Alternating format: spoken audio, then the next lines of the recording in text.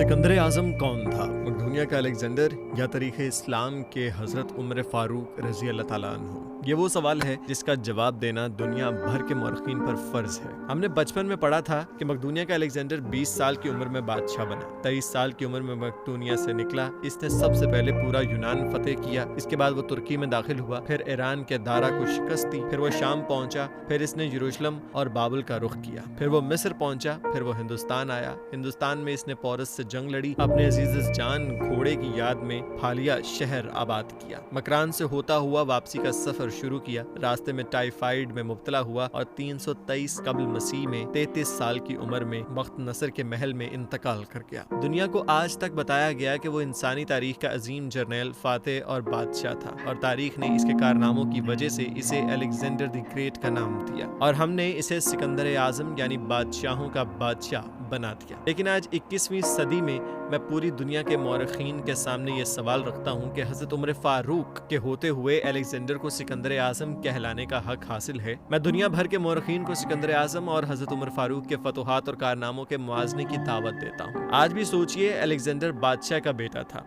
इसे दुनिया के बेहतरीन लोगों ने घुड़सवारी सिखाई, इसे अरस्तु जैसे उस्तादों की सोहबत मिली थी, और जब वो 20 साल का हो गया तो इसे तख्त और ताज पेश कर दिया गया। जबकि इसके मुकाबले में हज़रत उमर फ़ारूक रज़ी अल्लाह ताला अन्हु की 7 पुश्तों में कोई बादशाह नहीं गुजरा था। आप रज़ी अल्लाह ताला अन्हु भेड़, बकरियां और ऊंट चराते चराते बड़े हुए थे, और आप रज़ी अल्लाह ताला अन्हु ने तलवारबाजी और तीरंदाजी भी किसी एकेडमी से नहीं सीखी थी। सिकंदर आज़म ने ऑर्गेनाइज्ड आर्मी के साथ 10 बरसों में 17 लाख मुरब्बा मील का इलाका फतह किया था, जबकि हज़रत उमर फ़ारूक रज़ी अल्लाह ताला अन्हु ने 10 बरसों में ऑर्गेनाइज्ड आर्मी के बगैर 22 लाख मुरब्बा मील का इलाका फतह किया, और इसमें रूम और ईरान की 2 सुपर पावर्स भी शामिल थी। आज के सैटेलाइट, मिसाइल और आबदोजों के दौर में भी दुनिया के किसी हुक्मरान के पास इतनी बड़ी सल्तनत नहीं जो हज़रत उमर फ़ारूक रज़ी अल्लाह ताला अन्हु ने न सिर्फ घोड़ों की पीठ पर फतह कराई थी, बल्कि इसका इंतजाम और इंसराम भी चलाया था। अलेक्जेंडर ने फतुहात के दौरान बेशुमार जर्नैल कत्ल कराए। बेशुमार जर्नैलों और जवानों ने इसका साथ छोड़ा। इसके खिलाफ बगावतें भी हुई और हिंदुस्तान में इसकी फौज ने आगे बढ़ने से इनकार भी कर दिया। लेकिन हज़रत उमर फ़ारूक रज़ी अल्लाह ताला अन्हु की किसी साथी को इनकी हुक्म से सरताबी की जुर्रत न हुई। वो ऐसे कमांडर थे कि आपने ऐन मैदान जंग में आलम इस्लाम के सबसे बड़े सुपरसलार हज़रत खालिद बिन वलीद को माजूल कर दिया और किसी को ये हुक्म टालने की जुर्रत न हुई। आपने हज़रत साद बिन अबी वक़ास रज़ी अल्लाह ताला अन्हु को कूफे की गवर्नरी से हटा दिया। आपने हज़रत हारिस बिन क़ाब रज़ी अल्लाह ताला अन्हु से गवर्नरी वापस ले ली। आपने हज़रत उमरो बिन अलास रज़ी अल्लाह ताला अन्हु का माल जब्त कर लिया, और आपने हिम्स के गवर्नर को वापस बुलाकर ऊंट चराने पर लगा दिया। लेकिन किसी को हुक्म अदूली की जुर्रत न हुई। अलेक्जेंडर ने 17 लाख मुरब्बा मील का इलाका फतह किया, लेकिन दुनिया को कोई निज़ाम, कोई सिस्टम ना दे सका। जबकि हज़रत उमर फ़ारूक रज़ी अल्लाह ताला अन्हु ने दुनिया को ऐसे सिस्टम दिए जो आज तक पूरी दुनिया में राइज हैं। आप रज़ी अल्लाह ताला अन्हु ने नमाज फजर में सलातु खैरुम मिनन नौम का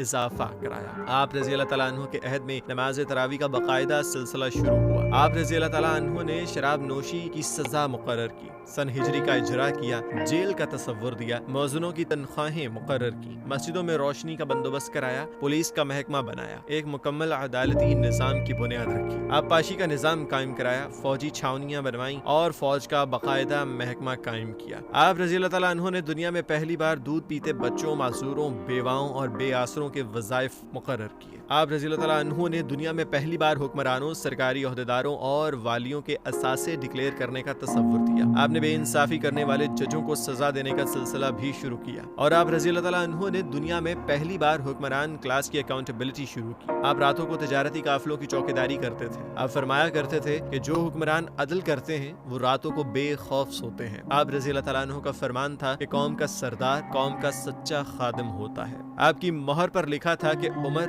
नसीहत के लिए मौत ही काफी है। आप रज़ी अल्लाह ताला अन्हु के दस्तरखान पर कभी 2 सालन नहीं रखे गए। आप रज़ी अल्लाह ताला अन्हु जमीन पर सर के नीचे ईंट रखकर सो जाते थे। आप सफर के दौरान जहां नींद आ जाती थी, आप किसी दरख्त पर चादर तान कर साया करते थे और सो जाते थे, और रात को नंगी जमीन पर दराज हो जाते थे। आप रज़ी अल्लाह अन्हु के कुर्ते पर 14 पैबंद थे, और इन पैबंद में एक सुर्ख चमड़े का पैबंद भी था। आप मोटा खरदार कपड़ा पहनते थे। आपको नरम और बारीक कपड़े से नफरत थी। आप किसी को जब सरकारी ओहदे पर फाइज करते थे तो इसके اثاثوں کا تخمینہ لگوا کر اپنے پاس رکھ لیتے تھے، اور اگر سرکاری عہدے کے دوران اس کے اثاثوں میں اضافہ ہو جاتا تو آپ اس کی اکاؤنٹیبلٹی کرتے تھے۔ آپ رضی اللہ تعالیٰ عنہ جب کسی کو گورنر بناتے تو اسے نصیحت فرماتے تھے کہ کبھی ترکی گھوڑے پر نہ بیٹھنا، باریک کپڑے نہ پہننا، چھنا ہوا آٹا نہ کھانا، دربان نہ رکھنا اور کسی فریادی پر دروازہ بند نہ کرنا۔ آپ رضی اللہ تعالیٰ عنہ فرماتے تھے کہ ظالم کو معاف کر دینا مظلوموں پر ظلم ہے، اور آپ کا یہ فکرہ آج انسانی حقوق کے چارٹر کی حیثیت رکھتا ہے۔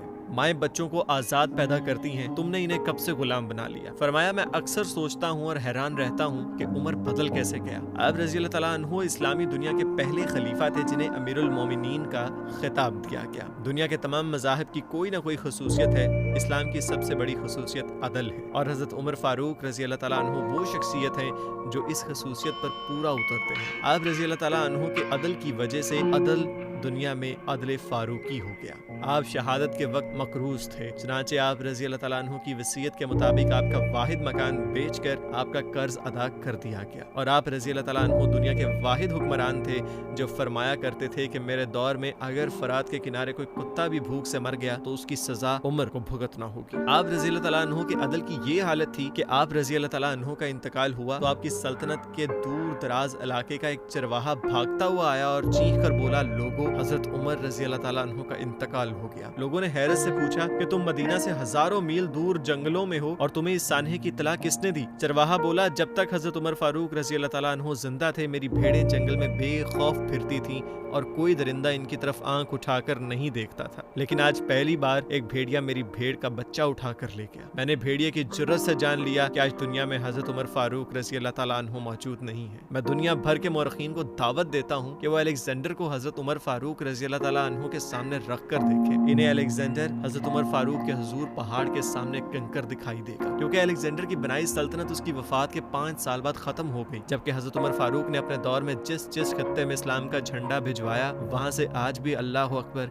اکبر کی صدائیں آتی ہیں۔ وہاں آج بھی لوگ حضرت عمر فاروق رضی اللہ تعالیٰ عنہ کے اللہ کے سامنے سجدہ کرتے ہیں۔ دنیا میں الیگزینڈر کا نام صرف کتابوں میں سمٹ کر رہ گیا ہے، جبکہ حضرت عمر فاروق رضی اللہ تعالیٰ عنہ کے بنائے نظام دنیا کے 245 ممالک میں آج بھی کسی نہ کسی شکل میں موجود ہے۔ آج بھی جب کسی ڈاک خانے سے کوئی خط نکلتا ہے، پولیس کا کوئی سپاہی وردی پہنتا ہے، کوئی فوجی جوان 6 ماہ بعد چھٹی پر جاتا ہے، یا پھر حکومت کسی بچے، معذور، بیوہ یا بے آسرا شخص کو وظیفہ دیتی ہے، تو وہ معاشرہ، وہ سوسائٹی بے اختیار حضرت عمر فاروق رضی اللہ تعالیٰ عنہ کو گریٹ تسلیم کرتی ہے۔ وہ انہیں تاریخ کا سب سے بڑا سکندر مان لیتی ہے، ماں سوائے ان مسلمانوں کے جو آج احساس کمتری کے شدید احساس میں کلمہ تک پڑھنے سے پہلے دائیں بائیں دیکھتے ہیں۔ لاہور کے مسلمانوں نے ایک بار انگریز سرکار کو دھمکی دی تھی کہ اگر ہم گھروں سے نکل پڑے تو تمہیں چنگیز خان یاد آ جائے گا۔ اس پر جواہر لال نہرو نے مسکرا کر کہا تھا، افسوس آج چنگیز خان کی دھمکی دینے والے مسلمان یہ بھول گئے کہ ان کی تاریخ میں ایک حضرت عمر فاروق رضی اللہ تعالیٰ عنہ بھی تھا۔ ہم آج بھی یہ بھولے ہوئے ہیں کہ ہم میں ایک حضرت عمر فاروق بھی تھے جن کے بارے میں رسول اللہ صلی اللہ علیہ وآلہ وسلم نے فرمایا تھا کہ میرے بعد اگر کوئی نبی ہوتا تو وہ حضرت عمر بن خطاب ہوتے۔